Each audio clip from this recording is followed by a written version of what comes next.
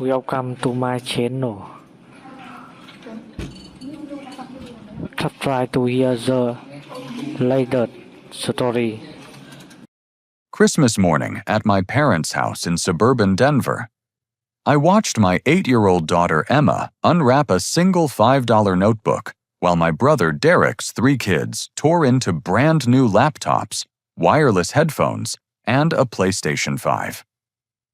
Dad announced with a satisfied grin how they were keeping things fair this year, while Mom beamed proudly at the expensive electronics scattered across the living room.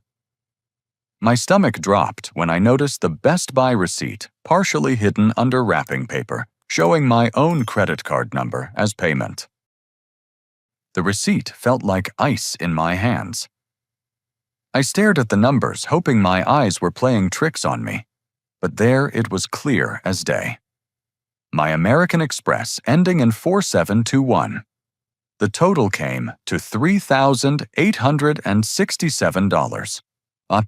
I called out my voice, cutting through the excited chatter of Derek's kids playing with their new gadgets.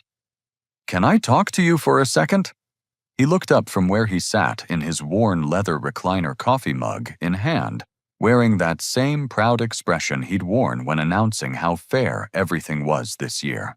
"What's up, Cooper? Emma not happy with her gift. We thought she'd like something educational." I held up the receipt. "This has my credit card number on it." The room didn't exactly go quiet, but I noticed Mom's head snap up from where she was helping Derek's youngest daughter, 6-year-old Lily, set up her new tablet. Derek continued untangling headphone cords, but his movements had gotten more deliberate. Dad set down his mug and walked over his expression, shifting from cheerful to something I couldn't quite read. He glanced at the receipt, then back at my face. "Oh, that? Yeah, we used your card for the purchases. Figured you wouldn't mind helping out with Christmas." Helping out. The words came out sharper than I intended. "Dad, you used my credit card without asking me." "Well, technically, we asked you 6 months ago when you gave us the card information for Mom's doctor bills. Remember when she had that scare with her chest pains?" The memory hit me like a slap. Mom had been having heart palpitations, and they needed to pay for some specialist visits up front. I'd given them my card information over the phone, told them to use whatever they needed for her medical expenses. But that was 6 months ago, and the doctor had cleared her after 2 visits. "That was for medical bills, Dad. Emergency medical bills." Mom stood up, wiping her hands on her Christmas apron. "Cooper, don't make a big deal about this. We'll pay you back, just like we always do. Always do." I pulled out my phone, my fingers shaking slightly as I logged into my bank app. "When exactly have you paid me back for anything?" Derek's wife, Janet, walked in from the kitchen carrying a tray of cinnamon rolls. She caught the tension immediately, her smile faltering. "What's going on?" she asked, setting the tray on the coffee table. "Cooper's upset about Christmas gifts." Mom said, her voice taking on that long-suffering tone I remembered from childhood arguments. "I'm upset about credit card fraud," I corrected. Emma looked up from her notebook, her brown eyes wide. She'd been quietly writing in it, probably trying to stay out of the adult conversation, but the word fraud had caught her attention. "Daddy, what's fraud?" Before I could answer, Derek finally spoke up. "It's not fraud when it's family, Em. Sometimes family helps family out." I stared at my brother. Really looked at him for the first time that morning. He was wearing a brand new sweater, expensive-looking jeans, and sneakers that I recognized as the limited edition Jordans that cost $400. His kids were all dressed in new clothes, 2 designer brands that I knew for a fact cost more than most families spent on entire Christmas wardrobes. My phone finished loading my account information. I scrolled through the recent transactions, my heart sinking with each charge I recognized. Best Buy, $3,867, December 20th. GameStop, $532. December 18th. Apple Store, $1,299. December 15th. Jesus Christ, I whispered. Language, Mom snapped. It's Christmas morning. It's Christmas morning, and you've spent over $5,000 of my money without telling me. I held up my phone, showing them the transaction history. Look at this. Best Buy, GameStop, Apple Store, Target, Amazon. All within the last 2 weeks. All using my card. Aunt Patricia and Uncle Harold chose that moment to arrive with their twin boys bursting through the front door with armloads of presents and loud holiday greetings. The sound of their entrance made Emma jump, and she clutched her notebook tighter to her chest. Merry Christmas, everyone, Patricia called out, stamping snow off her boots. Sorry we're late. The boys took forever to get ready. She stopped short when she saw the tension in the room, her cheerful expression fading. Oh, are we interrupting something? Just a little family discussion, Dad said quickly. Cooper's concerned about some financial stuff. Harold, never one to avoid conflict, walked right into the middle of it. What kind of financial stuff? I was about to answer when I noticed something that made my blood run cold. Emma's notebook wasn't just any notebook. It was the exact same one she'd been asking for since October, but not the cheap version Mom had bought her. Emma had specifically wanted the deluxe version with the built-in calculator and special paper, the one that cost $49.99. I knew because I'd been planning to get it for her myself. Instead, she was holding a basic composition notebook that probably came from the dollar store. Emma, I said gently, kneeling down next to her. Is that the notebook you wanted? She looked up at me, and I could see she was trying not to cry. It's okay, Daddy. Grandma said it was the same thing. Derek's oldest son, Tyler, was showing off his new laptop to the twins, explaining all its features with the excitement only a 12-year-old could muster. His new headphones hung around his neck, and I could see the PlayStation 5 controller sticking out of his pocket. Tyler had gotten everything Emma had asked for. Everything she'd written on her Christmas list that she'd shown me proudly 3 weeks ago. The laptop for homework and games. The wireless headphones for music. Even the special controller she'd wanted to play games with me. But Emma got a $5 notebook. How much did you spend on Derek's kids? I asked, my voice barely controlled. Cooper, please, Mom started. How much? Dad sighed. Look, Derek's been having a tough time. Janet's been between jobs, and the kids needed some nice things for Christmas. I asked how much. About $8,000, he admitted. The number hit me like a physical blow. $8,000 of my money spent on my brother's children, while my daughter got table scraps. Patricia had been listening to the exchange, her expression growing more uncomfortable by the minute. Maybe Harold and I should come back later, she said quietly. No, I said, standing up. You should stay. You should all hear this. I pulled up my banking app again and started reading out loud. December 20th. Best Buy, $3,867. December 20th. Target, $1,234. December 19th. Amazon, $956. December 18th. GameStop, $532. Emma was staring at me now, her notebook forgotten in her lap. She might only be 8, but she was smart enough to understand that the numbers I was reading were very big. December 17th. I continued. Apple Store, $1,299. Should I keep going? Derek finally looked up from the headphone cords. Cooper, man, we can explain. Explain what that you've been stealing from me. It's not stealing, Janet said quickly. Your parents said they had permission to use the card for family expenses. Family expenses. I repeated the words slowly. Is that what we're calling this? Mom moved closer to Emma, putting her hand on my daughter's shoulder in a gesture that looked protective but felt manipulative. Cooper, you're scaring Emma. Can we discuss this privately? I'm scaring her. I looked around the room at all the faces staring back at me. I'm not the one who stole Christmas from her. That's when Emma started to cry. Emma's tears broke something inside me. Not the angry, frustrated feeling I'd been wrestling with since finding the receipt, but something deeper. Something protective and fierce that I hadn't felt since her mother and I divorced 2 years ago. "Hey, sweetheart," I said, sitting down next to her on the couch. "It's okay. Are you and Grandma fighting because of me?" she asked, wiping her nose with the back of her hand. "No, baby. This has nothing to do with you." But even as I said it, I realized that wasn't true. This had everything to do with her. With the way my parents had dismissed her, minimized her, treated her like an afterthought, while showering Derek's kids with expensive gifts bought with money that was supposed to be securing her future. "Derek," I said, my voice carefully controlled.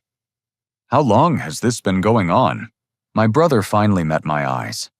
He looked tired, older than his 34 years, and for a moment I almost felt sorry for him. Almost. "Look, Coop, it started out small. Dad would use your card for groceries when we came over for dinner. Then maybe some clothes for the kids when they were staying here. It just kind of grew from there." "How long?" I repeated. Janet answered for him. "Maybe a year." Year and a half.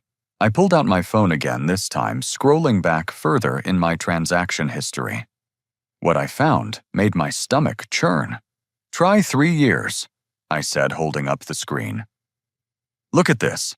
Mortgage payment to Clearview Bank, $825 monthly for 3 years. That's Derek's mortgage, isn't it?" Dad's face had gone pale. "Cooper, you need to understand the situation." "What situation?" "The situation where my brother lost his job, and instead of telling me, you decided to just start paying his bills with my money. You were going through your divorce," Mom said defensively. "We didn't want to add to your stress."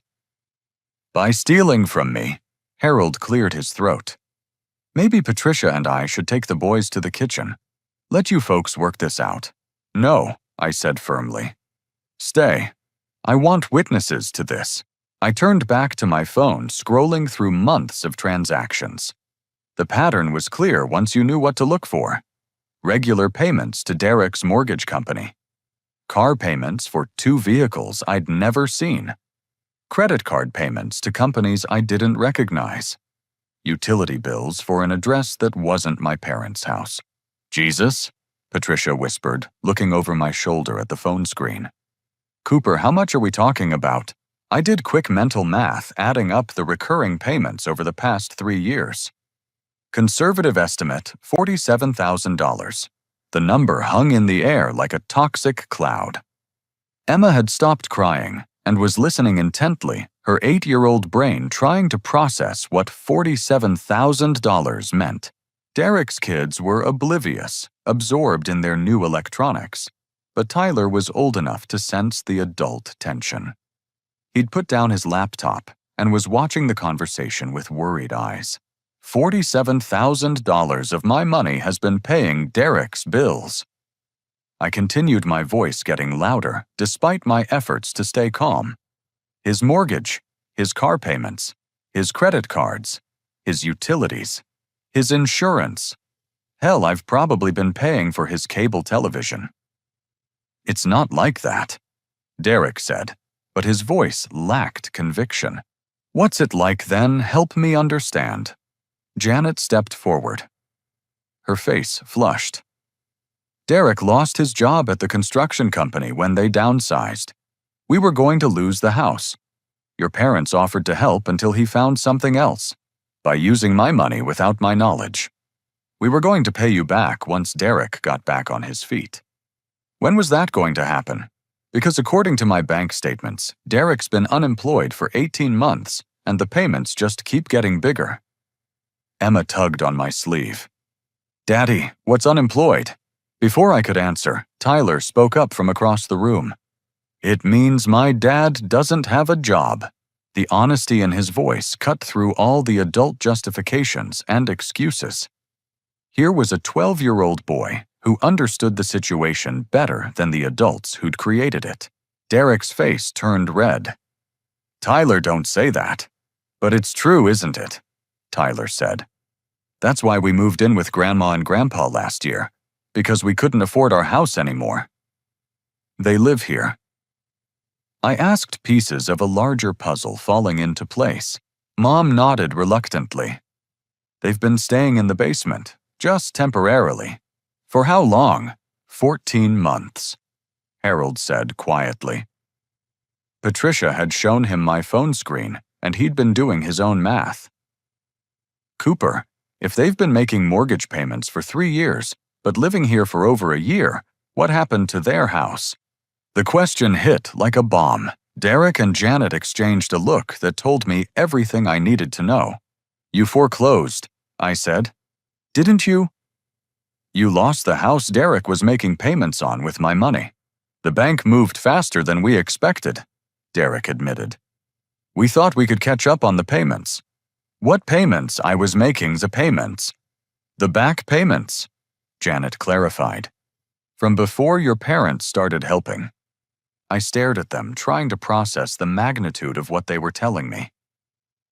"So I've been paying $825 a month for 3 years on a house you lost over a year ago. The payments were going to Derek's credit cards after we lost the house," Dad explained. "To pay down the debt." "What debt?" Derek looked like he wanted to disappear into the couch. "Credit cards, personal loans, some medical bills." "How much debt?" "About $60,000. Patricia gasped. Harold put his arm around her shoulders, pulling her closer. Their twin boys, sensing the tension, had wandered into the living room from the kitchen. "So, let me get this straight," I said, my voice dangerously calm. "Derek loses his job. You take over his bills using my credit card without my permission. He loses his house anyway because you can't cover the back payments. So now I'm paying his credit card debt, his car payments, his insurance, and supporting his family of 5, all while he lives rent-free in your basement." "We're not living rent-free," Janet protested. "We help around the house." "With what money?" "Where exactly is Derek's contribution to this household coming from if I'm paying all his bills?" The question hung unanswered because we all knew the answer. There was no contribution. Derek was a 40-something man who'd been completely supported by his younger brother for 3 years without the younger brother's knowledge. Emma had been quietly listening to everything her notebook clutched to her chest. Finally, she spoke up in a small voice. "Daddy, is that why we couldn't get my tooth fixed?" My heart stopped. 6 months ago, Emma had chipped her front tooth at school. The dentist wanted $800 to cap it properly. I'd told her we'd have to wait until my next bonus came through, that we needed to save up for it. $800. The same amount I'd been sending to pay Derek's mortgage every month. "And why we couldn't fix the heat in my room," Emma continued. "And why you said we couldn't afford the summer camp I wanted." Every word was a knife. The broken furnace in Emma's bedroom that I'd been putting off repairing because the estimate was $1,200. The science camp she'd begged to attend that cost $900 for 2 weeks. The violin lessons she'd asked for. The new bike she needed when she outgrew her old one. All the things I'd told my daughter we couldn't afford while unknowingly funding my brother's entire lifestyle. Tyler had been listening too. "Uncle Cooper, are you saying the new PlayStation came from your money?" I looked at the boy, this kid who was starting to understand that his Christmas presents had been bought with stolen money. "Yeah, Tyler. Along with your laptop, your headphones, your new clothes, and probably your dinner last night." Tyler set down his controller and walked over to where Derek sat. "Dad, did you know?" Derek couldn't meet his son's eyes. "Tyler, it's complicated. Did you know Uncle Cooper didn't say we could have his money?" The question came from a 12-year-old, but it cut to the heart of everything. Did Derek know? Of course he knew. They all knew. That's when I realized the most devastating truth of all. This hadn't been desperation or temporary help between family members. This had been deliberate, calculated, and ongoing theft disguised as family solidarity. And sitting in the middle of it all was Emma holding a $5 notebook, finally understanding why her daddy always said they had to be careful with money. "Emma," I said gently, "can you go upstairs to Grandma's craft room for a few minutes? I need to have an adult conversation. I want to stay with you, Daddy." I looked at my daughter's face, seeing the confusion and hurt there, and made a decision that would change everything. "Okay, sweetheart, you can stay. But first, I need you to know something very important. Are you listening?" Emma nodded solemnly. "None of this is your fault. Not one single thing. And we're going to be just fine, you and me." "Okay. Okay, Daddy."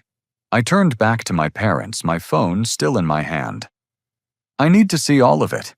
Every account, every card, every payment you've set up using my information." Dad looked like he was about to protest, but Mom put her hand on his arm. "Richard, just show him." Dad disappeared into his home office and returned with a manila folder thick with papers.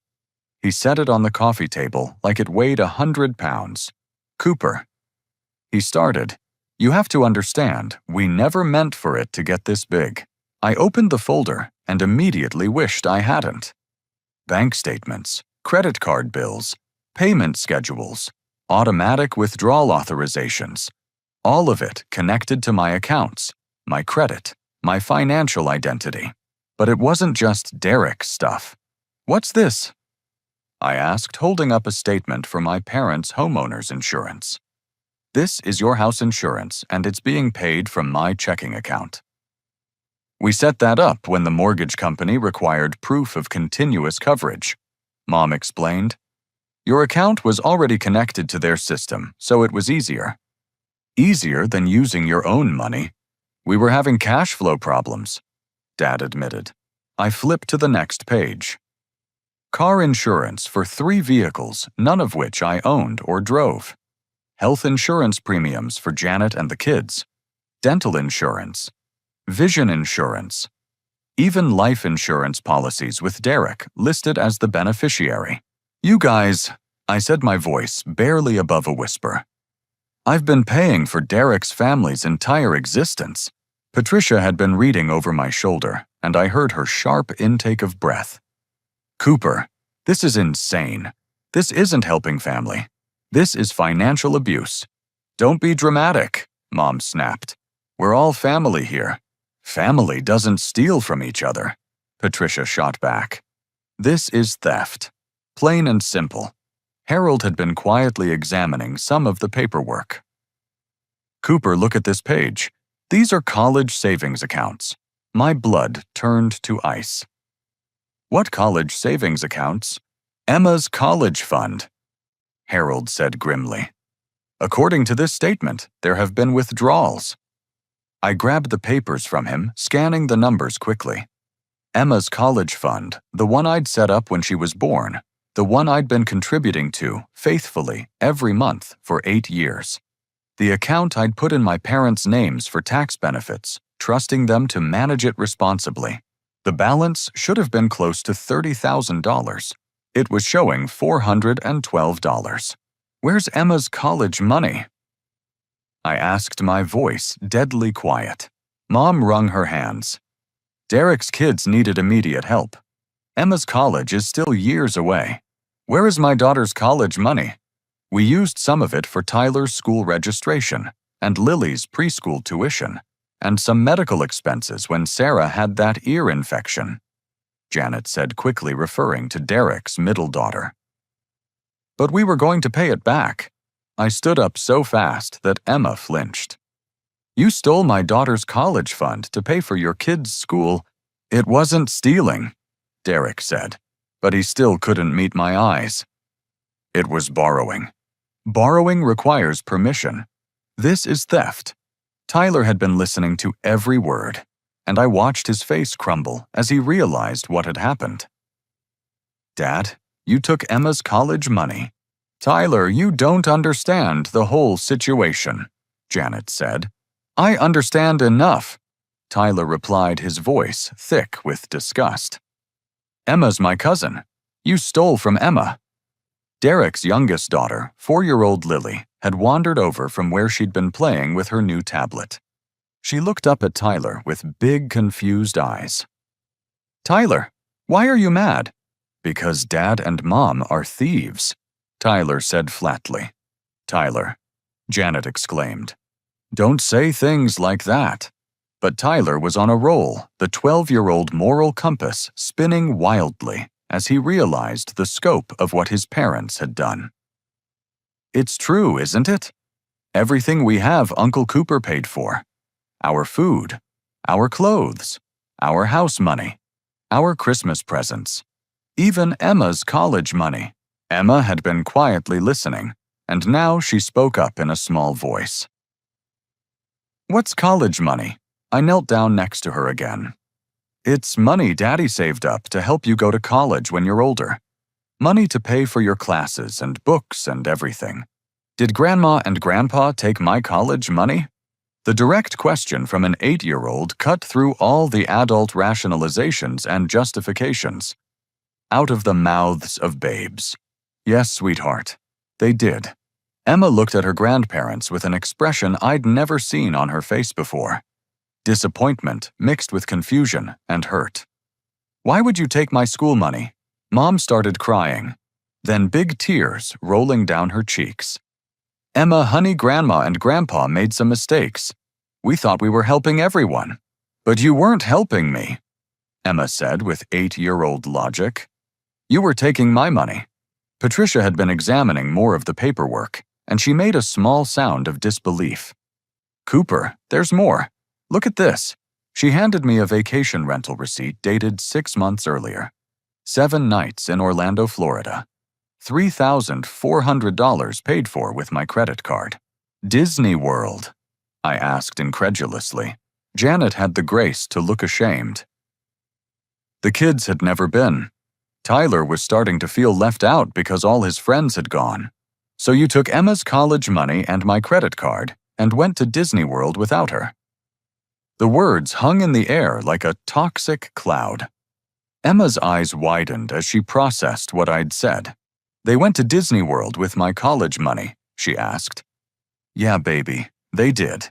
Tyler threw his new controller across the room, startling everyone. This is so messed up, Emma. I'm sorry. I didn't know. I swear I didn't know. But Emma wasn't looking at Tyler. She was looking at her grandparents with an expression that broke my heart. The expression of a child learning that the adults she trusted most in the world had betrayed her. Grandma, she said quietly, why did you give Derek's kids my college money to go to Disney World? Mom opened her mouth to answer, but no words came out. Because there was no answer that would make sense to an 8-year-old. There was no explanation that would justify stealing from your granddaughter to fund a vacation for your son's family. Uncle Harold cleared his throat. Cooper, I think you need to call a lawyer. This isn't just a family dispute anymore. This is identity theft and fraud. Don't be ridiculous, Dad said, but his voice lacked conviction. We're not going to involve lawyers in a family matter.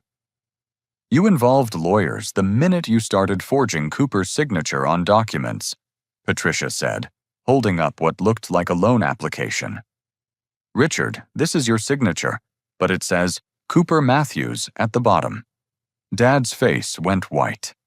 That's not what it looks like. It looks like you signed Cooper's name to a loan application for $15,000. I grabbed the document from Patricia's hands. Sure enough, there was my name in Dad's handwriting on an application for a home equity line of credit against my parents' house. A loan that had apparently been approved and was being paid monthly out of my checking account. You took out a loan in my name, I said, struggling to process the magnitude of the betrayal. Against your house, without my knowledge. We needed the money to catch up on some bills, Dad said weakly. What bills could possibly cost $15,000? Derek finally spoke up. My student loans were in default. They were going to garnish my unemployment benefits. I stared at him. You have student loans. About $30,000 in total. I've been in deferment for a while, but they said I had to start paying or they'd take me to court. So you took out a loan in my name to pay your student debt. We were desperate, Coop. You have good credit. We knew you could qualify for better rates than us. The casual way he said it, like borrowing someone's identity for major financial transactions, was just normal family help. Made me realize how deep this rabbit hole went. They weren't sorry for what they'd done. They were sorry they'd been caught. Emma tugged on my sleeve again. Daddy, can we go home now? I looked down at my daughter, this amazing little person who'd just learned one of life's hardest lessons about trust and betrayal, and felt something shift inside me. A protective instinct that overrode everything else. Yeah, baby, we can go home. I stood up and started gathering the financial documents, stuffing them into my jacket pockets. I'm taking these. All of them. Cooper, wait, Mom said. We can work this out. We're family. Family doesn't do this, I said, echoing Patricia's earlier words. Family doesn't steal from each other. Family doesn't take college money from children. Family doesn't commit fraud and identity theft. You're overreacting, Mom said, but her voice was desperate now. Stop being so dramatic. I looked around the room one last time. At Derek, who still hadn't apologized or shown any real remorse. At Janet, who was clutching their youngest daughter like she was afraid I might take her away. At my parents, who had betrayed my trust so completely that I wasn't sure it could ever be repaired. Then I looked at Emma, who was holding her $5 notebook and watching me with complete trust, waiting for me to fix this somehow. Come on, sweetheart, I said, holding out my hand. Let's get your coat. As we walked toward the front door, Tyler called out behind us. Uncle Cooper, Emma, I'm really sorry. I don't want the PlayStation if it came from Emma's college money. I turned back to look at the boy, this kid, who was showing more integrity than any of the adults in the room. Tyler, you're a good kid. This isn't your fault. Can I give the college money back to Emma? The question made Mom start crying harder, but it also made me realize something important. Derek and Janet's kids weren't the enemy here. They were victims too in their own way. Victims of parents who'd taught them that taking from others was acceptable as long as you called it family help. We'll figure it out, Tyler, but thank you for offering. Emma and I left my parents' house that Christmas morning, and I knew with absolute certainty that nothing would ever be the same. The drive home was quiet, except for Emma's occasional sniffles and the sound of my phone buzzing continuously in my pocket. I ignored it. Whatever my family was calling to say could wait until I figured out exactly how deep this betrayal went. Daddy, Emma said as we pulled into our driveway. Are we poor? I put the car in park and turned to look at her. What do you mean, sweetheart? You always say we have to save money and be careful with spending. But if Grandma and Grandpa were using your money for Derek's family, does that mean we weren't really poor? We just thought we were. The question hit me like a physical blow. My 8-year-old daughter had just articulated something I was still struggling to process. We'd been living like we were struggling financially because we were struggling financially, but only because $47,000 of my income was being diverted without my knowledge. You're very smart, Emma. Yes, that's exactly what it means. So I could have gotten my tooth fixed and gone to science camp and taken violin lessons. Each item on her list was another knife to my heart. Yes, baby, you could have had all those things. Emma was quiet for a moment, processing this information with the gravity of someone much older than 8. Finally, she said, That makes me really mad, Daddy. Me too, sweetheart. Me too. We went inside, and I sent Emma to her room to play while I spread out all the financial documents on our kitchen table. My phone had stopped buzzing, but I could see I'd missed 17 calls from various family members. I ignored them and focused on the papers in front of me. The scope of the deception was breathtaking. Not only had my parents been managing Derek's entire financial life using my money, they'd essentially made me an unknowing business partner in their household. My credit card was paying for their Netflix subscription, their Amazon Prime membership, their cell phone bill, their internet service. Even their grocery delivery service was linked to my account. I called my bank first, sitting on hold for 22 minutes before reaching a human being who could help me understand the full extent of my financial exposure. Mr. Matthews. The customer service representative said, "I'm seeing a lot of activity on your accounts. Are you aware that you have 17 different automatic payments set up? I'm aware of about 3 of them. Can you walk me through all 17?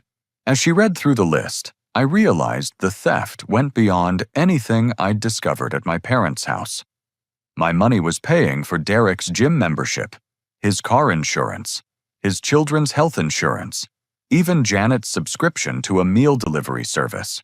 Is there any way to tell how long these payments have been active?" I asked. "The oldest one I'm seeing is from February 2021. That's almost 3 years ago. 3 years. 3 years of systematic financial abuse disguised as family help. I need to cancel all of them," I said. "All 17 automatic payments. Every single one. Mr. Matthews, some of these are for pretty significant amounts. Your mortgage payment, your car insurance, your utilities. Are you sure you want me to cancel everything?" I looked at the list she'd sent to my email. Mixed in with Derek's bills were my own legitimate expenses. "Can you cancel everything that's not being paid to an address that matches my home address?" 20 minutes later, I'd successfully cut off financial support to Derek's entire lifestyle. His mortgage payment that was actually going to credit card debt, his car payment, his insurance, his gym membership, his kids' health insurance, even the meal delivery service that I'd apparently been paying for without knowing it. My phone started buzzing again immediately. The first call was from Mom. "Cooper, what did you do?" "Derek just got a text that his insurance payment was declined. I canceled it." "You can't just cancel his insurance. He has children. Then he can get a job and pay for his own insurance. He's trying to find work, but the job market is tough right now. Mom, Derek's been unemployed for 18 months. At some point, trying becomes not trying. You don't understand how hard it's been for him." I laughed, but there was no humor in it. "I understand exactly how hard it's been, because I've been paying for it." The next call was from Derek himself. "Coop, we need to talk. You just cut off everything. The car payment, the insurance, the kids' health coverage. You can't just do that without warning. Watch me. The kids will suffer for this. Is that what you want? The kids are suffering already. Tyler's learning that stealing is okay, as long as you call it family help. Lily's growing up thinking that Uncle Cooper is a magical money machine. And Emma's been doing without basic necessities, so your family could live like royalty. It's not like that. It's exactly like that. And it's over." Janet called 30 minutes later, crying. "Cooper, please. I know you're upset, but the children don't deserve this. Sarah needs her asthma medication, and without insurance, we can't afford it." The mention of Derek's middle daughter's medical needs gave me pause, but only for a moment. "Janet, you know what Emma needs. She needs her college fund that you spent on Disney World. She needs her tooth fixed. She needs a father who can afford to take care of her because he's not unknowingly supporting 5 other people. We'll pay you back. We just need more time. You've had 3 years. How much time do you need?" By 7 that evening, I'd received 52 calls from various family members. Even cousins I hadn't heard from in years were calling to tell me I was being unreasonable. The family network had mobilized, and I was being painted as the villain for cutting off the gravy train. Emma came downstairs while I was organizing all the financial documents into categories identity theft, unauthorized use of credit cards, forged signatures, diverted college funds. Daddy, your phone keeps making noise. I know, baby. Some people are mad at me right now. Are you going to answer it? I looked at my daughter. Really looked at her. She was wearing a hand-me-down sweater that was too small for her and shoes that needed replacing. Her hair needed a proper cut, not the trim I'd given her in our bathroom sink. She needed so many things that I'd been telling her we couldn't afford, while unknowingly funding Derek's family vacation to Disney World. No, sweetheart. I'm not going to answer it. Would you like to help Daddy with something? What kind of something? I need to open a new bank account that only you and I know about. And then I want to take you shopping for some things you need. Would you like that? Emma's face lit up for the first time all day. Can we get my tooth fixed too? That's the first thing we're going to do. As I helped Emma put on her coat, my phone buzzed with a text from Derek. You're tearing this family apart over money. Is that the kind of man you want to be? I looked at the message for a long moment, then deleted it without responding. Derek was right about one thing. I was tearing the family apart. But it wasn't over money. It was over trust, respect, and the kind of man I wanted my daughter to see when she looked at me. I wanted her to see a father who protected her. A father who wouldn't let anyone take advantage of her, even if they were family. A father who taught her that love and loyalty were earned through actions not demanded through guilt and manipulation. Most importantly, I wanted her to see a father who knew the difference between helping family and enabling them. As we drove to the bank to open Emma's new protected college fund, I realized something important. For the first time in 3 years, I knew exactly where my money was going. And for the first time since my divorce, I felt like I could actually provide for my daughter the way she deserved. My phone kept buzzing, but I didn't care. Let them call. Let them be angry. Let them figure out how to support themselves for once. Emma and I had our own life to build. By the time Emma and I returned from the bank, it was dark, and our answering machine was blinking like a Christmas tree. 17 new messages. I played them while Emma worked on a jigsaw puzzle at the kitchen table. Message 1. Dad sounding confused. Cooper Derek's car just got repossessed. Did you cancel his car payment? Call me. Message 2. Mom panicking. The electric company called. They said our payment was declined. Cooper, you can't just turn off the utilities. We have children in this house. Message 3. Janet sobbing. Please call me back. The pharmacy won't fill Sarah's prescription without insurance. She can't breathe properly. Please. Message 4. Derek angry. You son of a bitch. My car's gone. How am I supposed to find work without a car? You just screwed over your whole family because of some Christmas presents. I stopped the machine. Emma looked up from her puzzle. Is that Uncle Derek? He sounds mad. He's upset because he has to start paying his own bills. Why wasn't he paying his own bills before? Another 8-year-old question that cuts straight to the heart of everything. That's a very good question, sweetheart. I skipped through the remaining messages quickly. More of the same. Panic, anger, guilt trips, and desperate attempts to manipulate me into turning the money back on. But no apologies. No acknowledgement of wrongdoing. No recognition that they'd been stealing from me for 3 years. My phone rang again. This time it was Aunt Patricia. Cooper. I've been thinking about everything that happened today, and I need you to know, Harold, and I support you completely. The words were like a lifeline. Thank you, Patricia. That means a lot. What they did was criminal. Literally criminal. Harold wants to know if you're planning to press charges. I looked over at Emma, who was carefully fitting puzzle pieces together, and realized I hadn't even considered that option yet. I don't know. Part of me thinks involving the police would just make everything worse, and part of you thinks they deserve consequences for what they did. Yeah.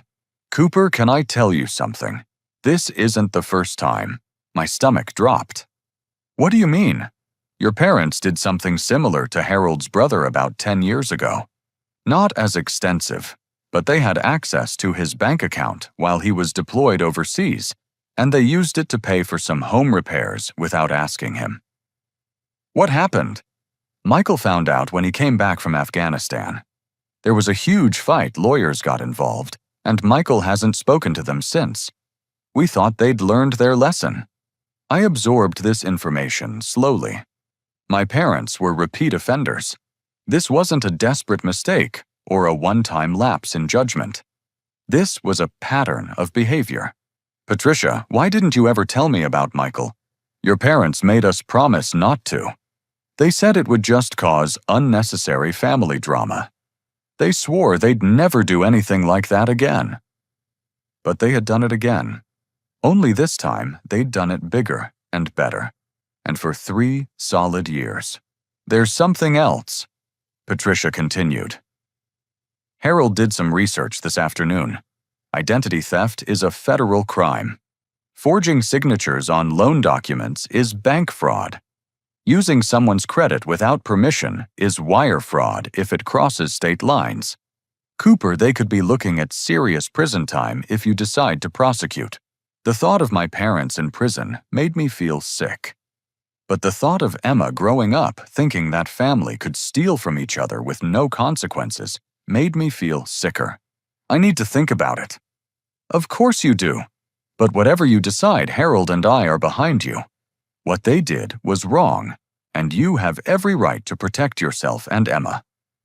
After I hung up, Emma looked at me with serious eyes. Daddy, are you going to send Grandma and Grandpa to jail? I don't know yet, baby. What do you think I should do?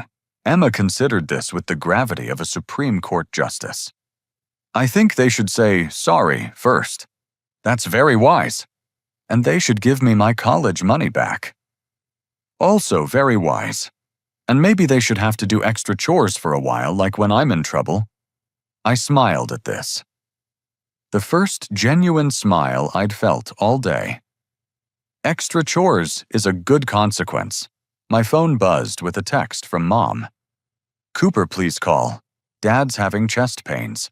We think the stress is affecting his heart. I stared at the message, recognizing it for what it was. Emotional manipulation designed to make me feel guilty for protecting myself and my daughter. The same tactic they'd been using for years to justify their behavior. But this time, I didn't fall for it. I texted back. If Dad's having chest pains, call 911.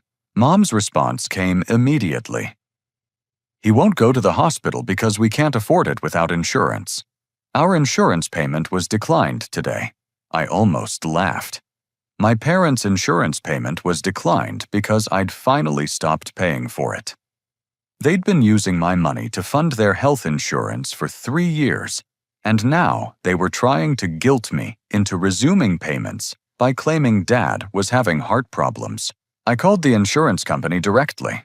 This is Cooper Matthews. I need to reinstate a health insurance policy that was canceled today. Of course, Mr. Matthews. I see the policy for Richard and Margaret Matthews was canceled due to non-payment. Would you like to restart automatic payments from your checking account? No.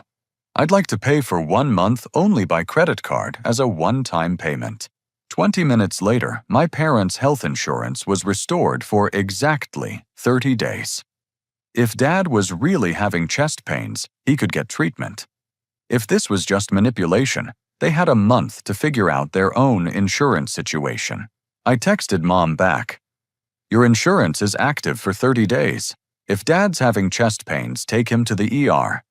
After 30 days, you'll need to arrange your own coverage. Her response was immediate. How can you be so cold to your own parents? I showed the text to Emma, who read it carefully. What does cold mean, Daddy? Grandma thinks I'm being mean because I won't give her any more money. But she took my college money. Isn't that mean, too? Yes, baby. That was very mean. Emma nodded thoughtfully. I think Grandma's confused about who's being mean. Around 9 that evening, Derek showed up at my door. I could see him through the peephole pacing on my front porch like a caged animal. He'd been drinking. I opened the door, but kept the chain lock engaged. "Coop, we need to talk. We have nothing to talk about. Look, I know you're mad, but you're ruining everything. The kids are asking questions I can't answer. Tyler keeps crying about Emma's college money. Janet's having panic attacks because we don't know how we're going to pay rent. You'll figure it out. You're both adults." "Damn it, Cooper. I'm your brother." "Brothers don't steal from each other, Derek." He leaned against the doorframe, and I could smell the alcohol on his breath. It wasn't stealing. It was family helping family. Taking money without permission is the literal definition of stealing. I would have done the same for you. No, you wouldn't have. You couldn't have. You don't have anything to give. The words hung between us like a slap. Derek's face flushed red. That's not my fault. The economy tanked. Construction jobs dried up. I've been doing everything I can to find work. For 18 months. It's not that easy. Derek McDonald's is hiring. Walmart is hiring. Amazon is hiring. There are jobs available. They're just not jobs you want. I'm not going to work at McDonald's. I'm a skilled tradesman. You're an unemployed skilled tradesman who's been living off stolen money for 3 years. Derek stepped back like I'd hit him. Fine. You want me to grovel, I'm sorry, okay? I'm sorry we used your money. But we're family, Coop. Family forgives each other. Family also respects each other. Family doesn't take college funds from children. Family doesn't commit identity theft. Jesus, you're really going to hold this over my head forever, aren't you? I looked at my brother. Really looked at him. Drunk defensive. Angry that his free ride was over and not showing even a hint of genuine remorse. He was sorry he'd been caught, but he wasn't sorry for what he'd done. Derek, when you get a job and start paying your own bills and save up the money to repay Emma's college fund, come talk to me. Until then, we're done. I closed the door and locked it. Derek pounded on it a few times, shouting my name, but eventually I heard his footsteps on the porch stairs and the sound of a car door slamming. Probably Janet picking him up since his car had been repossessed. Emma had been listening from the top of the stairs. She came down in her pajamas, carrying her stuffed rabbit. Is Uncle Derek mad at us? Uncle Derek's mad at himself, but he doesn't know it yet. Will he ever say sorry for real? I picked up my daughter and carried her back upstairs to bed. I don't know, sweetheart. I hope so. But even if he doesn't, you and I are going to be just fine. As I tucked Emma into bed, she asked one more question. Daddy, when we go to the dentist tomorrow to fix my tooth, can we also ask about the violin lessons? We can ask about anything you want. And science camp this summer. And science camp this summer. Emma smiled the first completely happy smile I'd seen from her since before Christmas morning. I think this is going to be a good year, Daddy. Looking down at my daughter finally able to provide for her the way I'd always wanted to. I realized she was absolutely right. It was going to be a very good year indeed. The next morning brought a new wave of family drama, but this time it involved Emma in a way that made my blood boil. I was making breakfast when my phone rang. Emma's school. Mr. Matthews. This is Mrs. Henderson, the principal at Riverside Elementary. We have Emma's grandmother here asking to pick her up for a family emergency. My heart stopped. I didn't authorize anyone to pick up Emma. She's supposed to be in class. That's why I'm calling. Mrs. Matthews is quite insistent, and she has Emma with her now, saying there's been a death in the family. She has Emma with her. How Emma rode the bus to school this morning. According to our records, Mrs. Matthews signed Emma out about 20 minutes ago, claiming you'd asked her to collect Emma for a funeral. I was already grabbing my car keys. Mrs. Henderson, there's no funeral, no family emergency. My mother does not have permission to take Emma anywhere. This is basically kidnapping. Mr. Matthews, I'm afraid they've already left the building. I was out the door and in my car before Mrs. Henderson finished talking. As I drove toward my parents' house, my phone buzzed with a text from Mom. "Emma's with us. We need to have a family meeting to resolve this situation. Come to the house immediately." I called the police from my car, explaining the situation to a dispatcher who sounded like she'd heard similar stories before. "Sir, if your mother has your daughter without your permission, that could constitute custodial interference. Do you want to file a report?" "Yes, I'm driving to their location now." "Please don't confront them alone, sir. Wait for officers to arrive." But I couldn't wait. The thought of Emma being used as a pawn in my family's manipulation scheme made me see red. I pulled into my parents' driveway just as a police cruiser arrived. 2 officers got out looking serious and professional. "Mr. Matthews, I'm Officer Rodriguez. We understand there's a custody situation here. My mother took my daughter from school without my permission, claiming there was a family emergency." "There's no emergency. They're trying to use my 8-year-old daughter to force me into a meeting about money." The second officer, whose name tag read Williams, nodded grimly. "We see this more often than you'd think. Family members using children as leverage in financial disputes." We walked to the front door together. Dad answered, his face going white when he saw the police officers. "Richard Matthews," Officer Rodriguez asked. "We're here about your granddaughter, Emma Matthews. We understand she's in the house." "There's been a misunderstanding," Dad said quickly. "This is a family matter." "Where's Emma?" I demanded. "She's fine. She's upstairs with her grandmother." Officer Williams stepped forward. "Sir, we need to see the child immediately." Dad reluctantly led us inside. I could hear voices from the kitchen, and my heart broke when I recognized Emma's small voice asking, "When is Daddy coming?"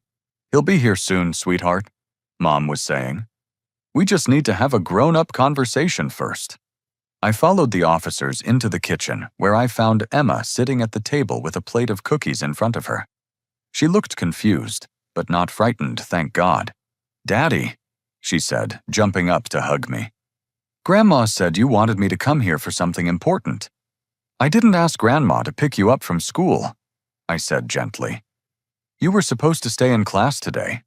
Emma looked between me and her grandmother, her 8-year-old brain trying to process the contradiction. "But Grandma said there was an emergency." Officer Rodriguez addressed Mom directly. "Ma'am, did you remove this child from school without the father's permission?" Mom's face flushed red. "I'm her grandmother. I have rights." "Actually, ma'am, you don't. Not when it comes to removing a child from school without parental consent. That's considered custodial interference." Derek emerged from the basement, Janet behind him. Both looked like they'd been crying. "Cooper, thank God you're here," Janet said. "We need to talk about this situation. The kids are asking questions we can't answer. Tyler's been up all night crying about Emma's college money." "So you decided to kidnap my daughter to force a conversation?" "Nobody kidnapped anyone," Derek protested. "Mom just picked Emma up early from school." Officer Williams pulled out his notebook. "Under false pretenses claiming a family emergency. Sir, that meets the legal definition of custodial interference." Emma tugged on my sleeve. "Daddy, what's custodial interference?" Before I could answer, Tyler appeared at the bottom of the basement stairs. He looked terrible, his eyes red and swollen from crying. "Uncle Cooper, I'm really sorry about everything. I tried to tell Mom and Dad they should give Emma's money back, but they said it's complicated." The boy's obvious distress cut through my anger. "Tyler, this isn't your fault. But I used Emma's college money. I knew it was wrong when you told us yesterday, but I didn't know before that. I swear I didn't know." Emma walked over to her cousin and hugged him. "It's okay, Tyler. You didn't take the money. The grown-ups did." Out of the mouths of babes. Again, Officer Rodriguez had been observing the family dynamics, and now he addressed my parents directly. "Mr. and Mrs. Matthews, we're going to need you to come down to the station to discuss this custodial interference situation." "That's ridiculous," Dad blustered. We're Emma's grandparents. We were babysitting.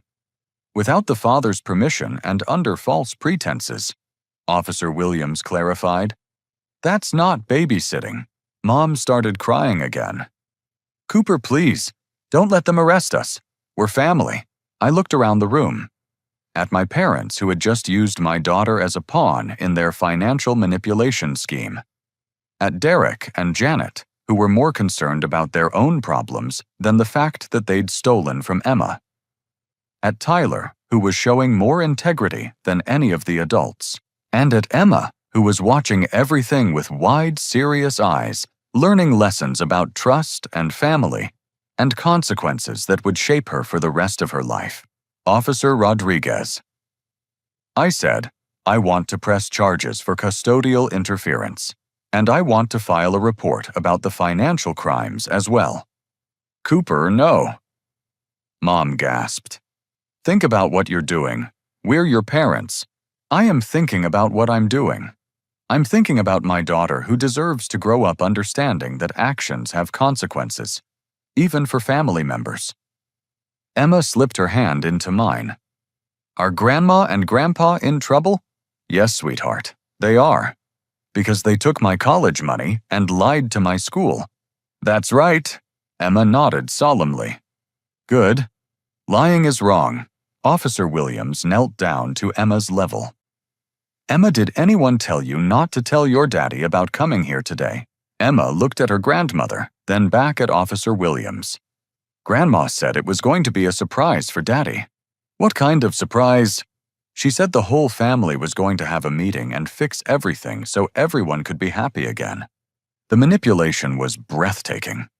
They'd convinced an 8-year-old that she was part of a plan to make everyone happy, when really they were using her as leverage to force me to resume financial support. Officer Rodriguez stood up. Mr. and Mrs. Matthews, you're under arrest for custodial interference. You have the right to remain silent. As my parents were read their rights and handcuffed, Derek became increasingly agitated. Cooper, this is insane. You're having our parents arrested over money. I'm having them arrested for kidnapping my daughter. They didn't kidnap her. They picked her up from school. Without my permission, using lies. That's kidnapping.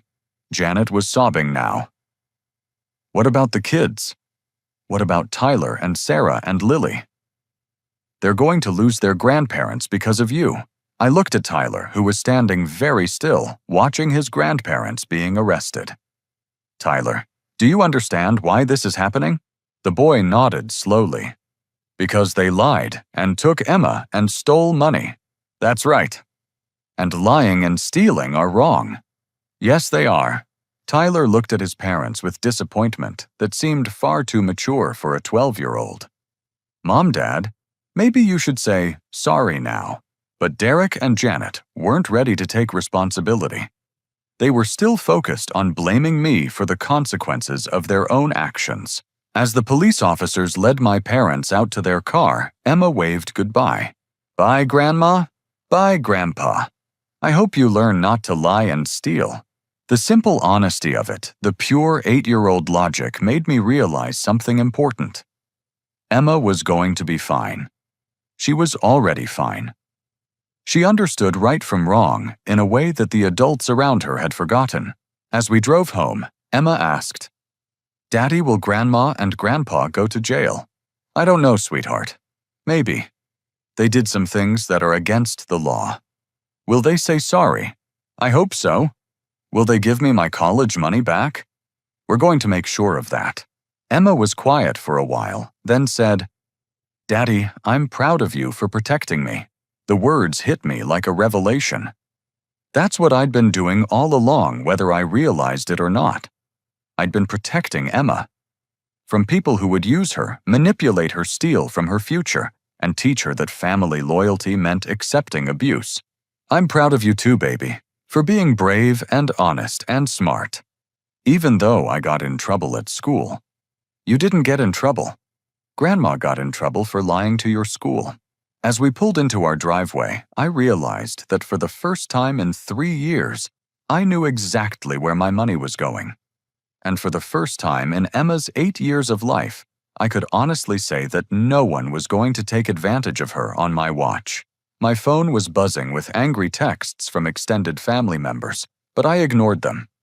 Emma and I had our own life to live, and we were going to live it on our own terms. 6 months later, I stood in the courthouse waiting for the judge to read the verdict in my parents' case. They'd been charged with custodial interference, identity theft, wire fraud, and forgery. Derek and Janet were facing separate charges for their participation in the financial crimes. Emma sat beside me, swinging her legs and reading a book about marine biology.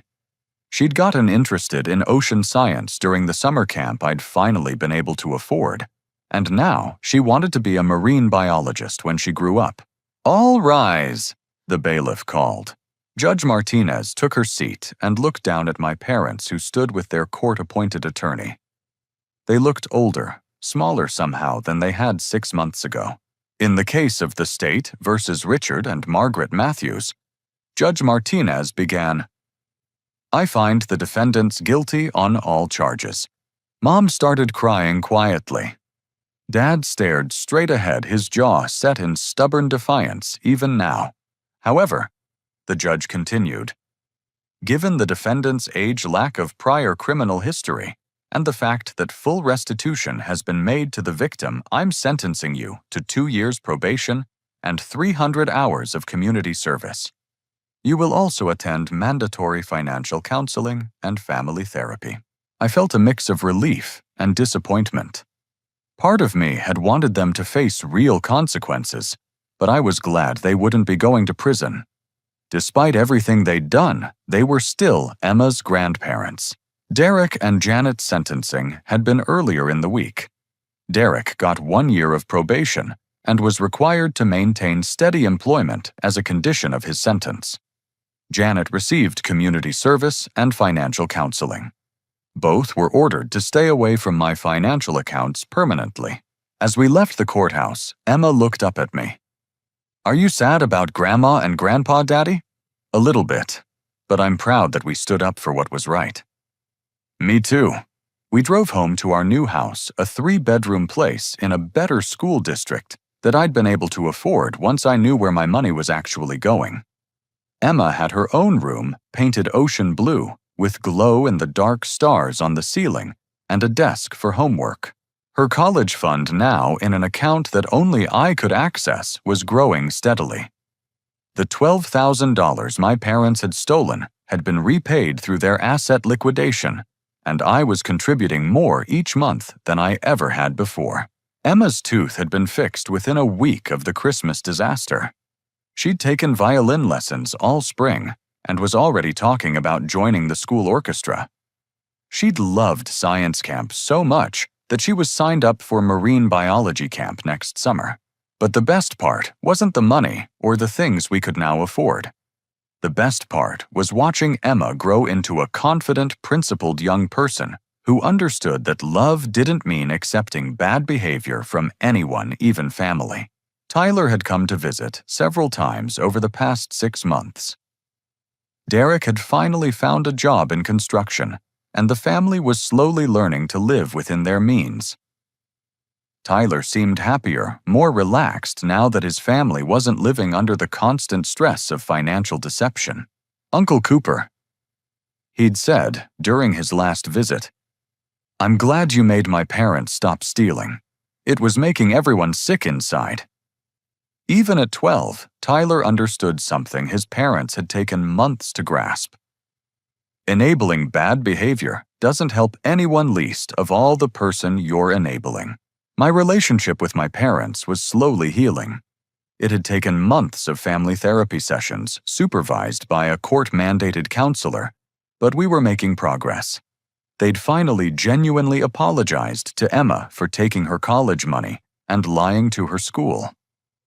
They'd acknowledged that what they'd done was wrong, not just because they'd gotten caught, but because it had violated our trust and hurt people they claimed to love. Derek and I were still working things out. He'd apologized eventually, but there was a lot of hurt to work through. Janet had written Emma a long letter explaining how sorry she was for the Disney World trip and promising to take Emma there herself when she saved up enough money from her new part-time job. But the most important relationship had remained strong throughout everything. Emma and I had grown even closer during the crisis, united by shared values and mutual respect. She'd learned that sometimes protecting someone you love means making difficult choices that other people don't understand. One evening, as I was tucking her into bed, Emma asked, "Daddy, do you think our family will ever be normal again?" "What do you think normal means?" I asked. Emma considered this seriously. "I think normal means everyone is honest with each other, and nobody takes things that don't belong to them. And people say sorry when they do something wrong. That sounds like a pretty good definition to me." "Do you think we'll get there?" I thought about the progress we'd made. My parents attending their weekly financial counseling sessions. Derek working 40 hours a week and paying his own bills. Janet taking parenting classes to understand why using children as emotional weapons was harmful. Tyler learning to trust adults again. "I think we're already there, sweetheart. You and I are honest with each other. We don't take things that don't belong to us, and we say sorry when we make mistakes." Emma smiled. "So we're already a normal family. We just had to get rid of the people who weren't being normal. We didn't get rid of them. We taught them how to be better.